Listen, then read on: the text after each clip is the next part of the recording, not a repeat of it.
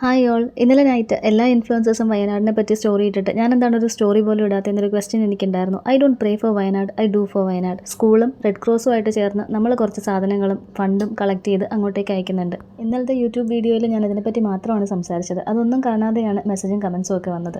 Of course you people have all the rights to pass suggestions and comments, but you don't have the rights to judge me like this. കമൻസും മെസ്സേജസും ഒക്കെ നിങ്ങൾക്ക് ഇഷ്ടമുള്ളതുപോലെ ഇടാനുള്ള rights നിങ്ങൾക്കുണ്ടെങ്കിൽ എൻ്റെ ഏത് കണ്ടന്റിൽ എൻ്റെ social commitment കാണിക്കണമെന്ന് തീരുമാനിക്കാനുള്ള റൈറ്റ്സ് എനിക്കും ഇല്ലേ?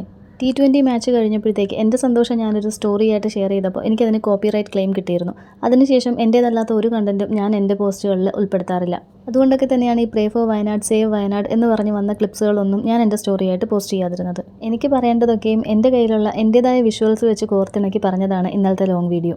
നിങ്ങൾ ചിലപ്പോൾ സജഷൻസ് ആയിരിക്കും ഉദ്ദേശിച്ചത്, but your choice of words matters. കൂടുതൽ ഡീറ്റെയിൽസ് ഞാൻ ഇന്നത്തെ ലോങ് വീഡിയോ ആയിട്ട് ദ നെറ്റോസ് എന്ന ചാനലിൽ അപ്ലോഡ് ചെയ്തിട്ടുണ്ട്. വീഡിയോ ഇഷ്ടപ്പെടുകയാണെങ്കിൽ സപ്പോർട്ട് ചെയ്യുക. നാളെ കാണാം.